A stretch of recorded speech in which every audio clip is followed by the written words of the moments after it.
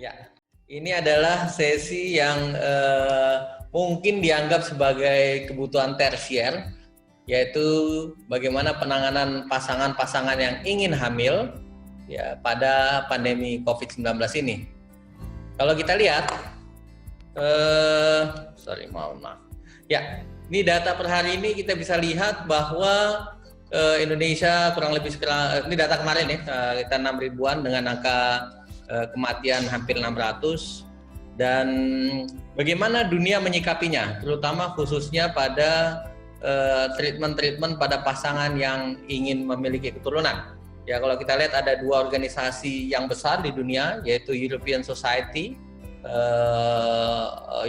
European Society of Reproduction and Embryologists, dan satu lagi adalah American Society of Reproductive Medicine. Ya, ini adalah gambaran ringkas dari rekomendasi organisasi-organisasi besar terkait reproduksi di dunia. Semua merekomendasikan avoid pregnancy. Ya, semua merekomendasikan hindari kehamilan. Kemudian tunda treatment bayi tabung. Ya, kemudian sama ini Amerika, kemudian Australia juga postponing the treatment. Ya, kita lihat. Kemudian ini Inggris, ya, British sama, ya, semua menyampaikannya clinic stop fertility treatment, ya, kemudian suspend treatment dan cancellation.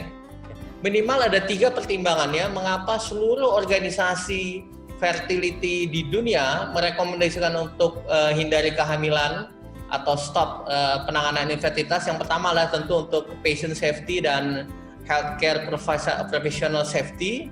Yang kedua adalah karena mereka belum tahu atau kita belum tahu juga bagaimana efek COVID-19 terhadap kehamilan. Tadi pembicara sebelumnya sudah banyak menceritakan ya bagaimana so far evidence-nya, walaupun ada tetapi sangat limited. Dan yang terakhir adalah bagaimana treatment pemberian obat-obatan untuk membesarkan sel telur misalkan terhadap kehamilan. Dan ini adalah rekomendasi yang sangat jelas dari American Society of Reproductive Medicine. Dia suspending initiation of new treatment cycles, pemberian obat-obatan induksi ovulasi, inseminasi, bayi tabung, semua direkomendasikan untuk disuspend. Kemudian kalau sudah berjalan, silakan dilanjutkan, tetapi dipertimbangkan untuk menunda transfer embrio dan disarankan untuk melakukan simpan beku embrio. Kemudian suspend elective surgery, tadi Dr. Brahmana sudah menyampaikan, dan penggunaan telehealth system. Inilah yang mereka takutkan sebenarnya, avoid komplikasi dari teknologi reproduksi berbantu, terutama terhadap efeknya terhadap kemungkinan infeksi COVID-19 atau SARS-CoV-2. Kemudian vertical transmission, walaupun sudah ada no vertical transmission, tapi mereka sangat berhati-hati, sehingga inilah yang menjadi pertimbangan-pertimbangan organisasi di dunia. Kemudian kita masuk ke pertimbangan yang lebih detail dari ESRE, European Society of Human Reproduction and Embryology, bahwa yang mereka rekomendasikan adalah freeze all recommendation. Jadi silakan Anda boleh melakukan stimulasi ovarium, Anda boleh menerima pasien-pasien bayi tabung, tetapi setelah ada embrio disimpan beku semuanya. Kemudian mereka membuktikan ketakutan adanya kontaminasi virus terhadap sel sperma maupun sel telur dan embrio hampir tidak ada, karena setiap proses di dalam inseminasi, di dalam bayi tabung melewati step-step yang bertahap, di washing berkali-kali sehingga dianggap aman.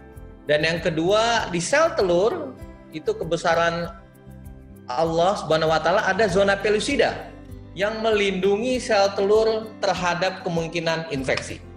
Tetapi tetap pertimbangan mereka untuk menunda adalah pentingnya social distancing. Ya, ini rekomendasi dari Department of Health New York ya. Ya, ini New York adalah salah satu epicentrum, saya kira epicentrum terbesar di Amerika. Sekarang kasusnya di Amerika sini sudah 800.000. Mereka merekomendasikan boleh melakukan pelayanan sexual and reproductive health essential services. Antara lain adalah kontrasepsi, termasuk penggunaan IUD, metode kontrasepsi jangka panjang, dan salah satunya adalah fertility services, including infertility treatment and procedure. Jadi mereka membolehkan itu, ya, kemudian tindakan keguguran, ya, penanganan keguguran, gynecological surgery, dan tentunya ini adalah essential reproductive services yang harus, reproductive health services yang harus tetap dikerjakan dengan penuh kehati-hatian. Setelah kita melihat Eropa, melihat Amerika yang tentu angka kasusnya jauh paling tinggi di Amerika dengan 800.000 kasus, dan Eropa juara duanya sekarang adalah Spanyol, dan juara tiganya Italia. Sekarang kita ke Asia Pasifik.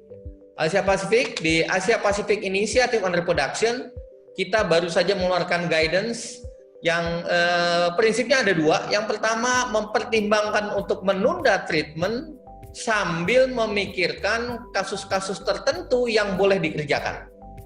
Contohnya adalah pasien-pasien yang advanced maternal age, pasien-pasien yang telurnya sangat sedikit, atau pasien-pasien kanker yang ingin memiliki keturunan karena dia akan segera menjalani kemoterapi atau radiasi. Dan kita sadari betul virus mitigation di setiap negara ini berbeda. Yang paling bagus mitigasinya di Asia adalah Taiwan. Ya, Taiwan dan Vietnam, dua negara yang sangat baik. Mereka sangat confident untuk tetap melakukan layanan-layanan fertility, layanan-layanan kesehatan reproduksi karena mitigasinya sangat baik. Ini Italia, saya kira papernya baru publish juga bulan ini. Mereka jelas menekankan carefully monitoring and situation. Ya, sekarang mereka 600.000 kasus. Mereka jadwalkan treatment akan dibuka kalau kasusnya sudah mencapai puncak dan plateau, dia akan turun. Ya, ini kapan? Tetapi Italia, saya kira kalau lihat dari grafiknya sekarang sudah plateau, dia udah peak dan plateau sekarang. Ya, sekarang udah disusul oleh Spain, Amerika yang belum. Sehingga mereka menyarankan ini urgent oocyte collection for oncologic patients. Jadi kalau pasien-pasien yang ingin menyimpan beku, ingin simpan beku sel telur atau embrio, melakukan preservasi fungsi reproduksi, pasien-pasien Dr. Brahmana, pasien-pasien Dr. Yudi, begitu tetap diizinkan. Kemudian pasien-pasien berusia tua tetap juga diizinkan karena tidak boleh dipospon karena nanti mereka peluang untuk hamil menjadi sangat kecil. Isu lain yang menarik di bidang infertilitas adalah adakah virus SARS-CoV di semen? Karena perilaku virus SARS-CoV-2 ini mirip dengan virus-virus lainnya yang mampu menginfeksi testis sehingga menyebabkan viral orchitis. Kita ingat mumps itu menyebabkan orchitis dan sering menyebabkan azoospermia pada laki-laki. Tetapi untungnya ini Fertility Sterility April 2020, Fertile Sterile Dialogue melaporkan 34 laki-laki Cina ya yang positif COVID-19 dilakukan pemeriksaan RT-PCR SARS-CoV-2 di semen dan ternyata tidak satupun dijumpai adanya RNA, DNA, RNA dari SARS-CoV-2 di semen dalam waktu 31 hari sesudah PCR-nya negatif. Jadi ini hal yang sangat menguntungkan bagi laki-laki. Kemudian bagaimana dengan perempuan? Tadi saya kira Dr. Erik Tenda, kemudian Dr. Adri, Dr. Luki sudah menyampaikan pengantar ya bagaimana virus itu masuk melalui S2 reseptor dan secara patofisiologi proses folikulogenesis di dalam ovarium itu juga dibantu oleh ekspresi S2 di dalam folikel. Dan ini yang sangat hipotesisnya sangat mengkhawatirkan bila kita melakukan pembesaran sel telur, maka ekspresi reseptor S2 di dalam ovarium juga akan meningkat, sehingga dianggap kalau kita melakukan stimulasi ovarium meningkatkan potensi terinfeksi COVID-19. Walaupun hipotesisnya masih pada binatang ya, masih pada binatang, belum terbukti pada human, mirip seperti hipotesis pemberian angiotensinogen 2 reseptor blocker yang diduga meningkatkan severity COVID-19, tetapi itu belum terbukti. Kemudian bagaimana kita menyikapi semua ini? Saya kira ini baik sekali pengalaman dari Italia. Mereka tetap membuka untuk klinik-klinik yang offering fertility treatment. Ada 10 catatannya. Yang pertama harus jelas strictly clearly visible sign untuk generic health precautions. Jelas di kliniknya harus ada tanda-tanda yang jelas bahwa mana zona, tentu tidak zona merah, kuning, hijau, tetapi harus berhati-hati, ada pemberitahuan. Dan non-essential visit semuanya tidak dilakukan. Kemudian telemedicine model untuk konsultasi, tetapi pasien boleh datang hanya untuk ultrasonografi atau pengambilan darah, sehingga jumlah kunjungannya hanya sedikit. Kemudian pembagian tim, ya, reduce the sharing of common spaces. Saya kira ini hal yang lazim pada center-center yang mencegah terjadinya penularan COVID-19. Pasien di screening melalui telepon, dan yang sangat penting poin 6 dan 7, kalau di tengah perjalanan ada pasien yang positif, maka treatmentnya bisa di-cancel siklusnya atau dilakukan simpan beku sel telur atau embrio. Kemudian sangat harus kita lakukan stimulasi berhati-hati. Kita harus mencegah semaksimal mungkin terjadinya hiperstimulasi ovarium. Karena semakin banyak sel telur, apabila terjadi hiperstimulasi, maka risiko pasien untuk terinfeksi COVID-19 makin tinggi karena ekspresi S2 reseptor di ovarium yang makin tinggi. Karena itu mild stimulation, penggunaan antagonis, agonis triggering menjadi hal yang sangat harus dilakukan pada pasien-pasien infertilitas menjalani program fertilisasi in vitro. Bagaimana dengan stres? Ya, tentu kita tahu bahwa pasien infertilitas tanpa ada COVID saja dia sudah stres. Ya, 22,3% ini studi kita menunjukkan pasien-pasien infertilitas mengalami anxiety, feeling fatigue, ya, adalah the most prominent complaint dan sangat terkait dengan lamanya infertilitas. Bagaimana pada kondisi pandemi? Ya, ini data yang sangat menarik dari American Society. Kita bisa lihat bahwa dengan kebijakan penundaan siklus, 70% sampai 80% pasien extremely upsetting, very upset and moderately upsetting. Ya, bahkan mereka seolah-olah sedihnya itu sampai kehilangan anak.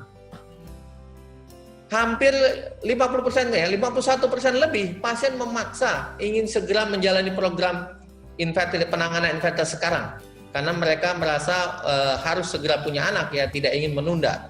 Dan untuk agreement dari suspend cycle, ya, sebagian besar saya kira yang hijau ini agree, sebagian setengah-setengah ya, 50-50 antara yang agree dan disagree.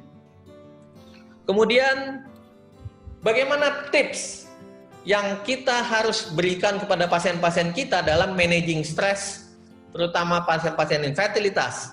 Ini kemarin saya kira webinar conference Aspire dengan Fering, ada 9 tips yang saya kira ini sangat baik untuk diberikan kepada pasien-pasien kita. Managing media. Ya, media ini medsos itu adalah sumber stres.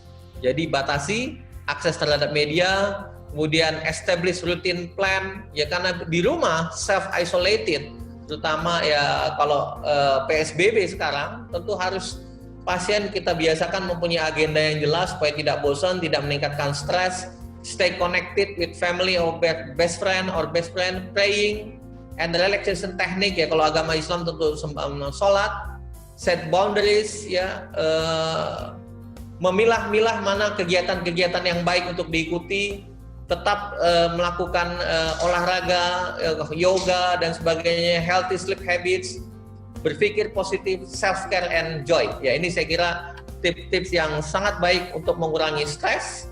Dan ini saya kira bagaimana POGI, rekomendasi kita, ya, jelas tadi mengurangi tindakan bedah elektif, telemedicine, kemudian menunda tindakan-tindakan laparoskopi.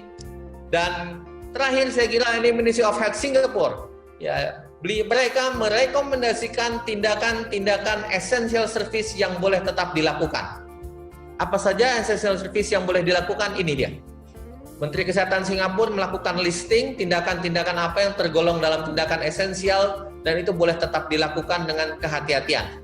Ya, antara lain adalah ini, fertility treatment, termasuk di dalamnya adalah fertilisasi in vitro dan juga asuhan keguguran, juga obstetric and child delivery. Saya kira ini yang harus dicontoh oleh Departemen Kesehatan kita, karena Departemen Kesehatan kita hanya menyebutkan, menghibau tutup praktek tanpa menyebutkan mana yang esensial, mana yang non-esensial. Dan kalau kita lihat penambahan kasus Indonesia dan Jakarta ini per kemarin, kita melihat mudah-mudahan nih, kita lihat ini sudah plateau di nasional bahkan turun. Begitupun DKI DKI juga sudah mudah-mudahan peaknya sudah lewat dan dia sudah mulai turun.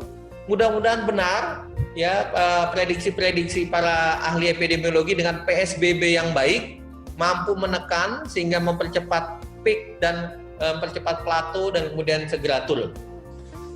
Baik, sebagai kesimpulan, pandemi COVID-19 ini memang membatasi kita untuk melakukan infertility management, termasuk tindakan laparoskopi. Tetapi ada yang namanya essential sexual reproductive maternal child and adolescent health services yang boleh dikerjakan dengan strictly COVID-19 mitigations. Objeknya tentu adalah patient and healthcare provider safety. Kemudian reducing stress strategies ini sangat penting, 9 tips tadi. Kemudian telehealth and home visit based services. Saya kira ini modifikasi-modifikasi ini yang harus dikerjakan. Ada telehealth dan ada home visit sehingga bisa membantu pasien kita secara optimal untuk tetap bisa memiliki keturunan. Yang jelas, tips terakhir adalah think positive, relax, ensure your patient are getting pregnant soon after pandemic COVID-19 is over. Kenapa? Karena my husband has started work from home. Jadi dapat hamil spontan. Terima kasih. Selamat siang. Assalamualaikum warahmatullahi wabarakatuh. Prof Iko nggak tentang fertility di masa COVID pandemi? Ya, ini ada dari pertanyaan dari Dr. Yudi nih. Dari Dr. Yudi John. Pertanyaannya, bagaimana penjaminan mutu embrio beku yang akan ditransfer pasca pandemi COVID-19, terutama kerusakan embrio beku akibat terkontaminasi virus? Kemudian yang kedua, kapan transfer embrio dapat dilakukan pada pasien pasca penyembuhan? Ya, baik. Terima kasih Dr. Yudi John atas pertanyaannya. Jadi yang pertama, tentunya tadi sudah saya singgung sedikit bahwa kemungkinan terjadinya kontaminasi virus pada tempat penyimpanan embrio atau sel telur atau sperma itu sangat sedikit. Ya, ada dua alasannya. Paling tidak, yang pertama karena tindakan dalam atau proses dalam fertilisasi in vitro itu dilakukan step demi step, lapis demi lapis. Ya, sperma di washing, kemudian sel telur dipreparasi, itu yang menyebabkan terjadi dilusi berulang kali sehingga kemungkinan kontaminasi virus sangat kecil. Yang kedua, adanya zona pellucida. Kita tahu zona pellucida melindungi sel telur dan juga melindungi embrio dari kemungkinan infeksi atau kontaminasi virus. Jadi sangat aman sampai saat ini. Yang kedua, pertanyaan yang kedua adalah kapan ditransfer? Ya, transfer embrio tentu tidak perlu tergesa-gesa karena sampai saat ini simpan beku embrio dengan teknik vitrifikasi itu sangat aman, bahkan pasien bisa menyimpan tahunan, bahkan puluhan tahun bisa disimpan. Dr. Yudi juga bisa menyimpan spermanya sampai puluhan tahun, insya Allah masih aman. Jadi tidak perlu tergesa-gesa, kita tunggu saja sampai pasiennya sembuh benar dari COVID-19, begitu kalau dia terinfeksi. Kemudian sampai selesai pandeminya kalau perlu baru kemudian ditransfer. Yang agak repot kalau pasiennya tidak selamat.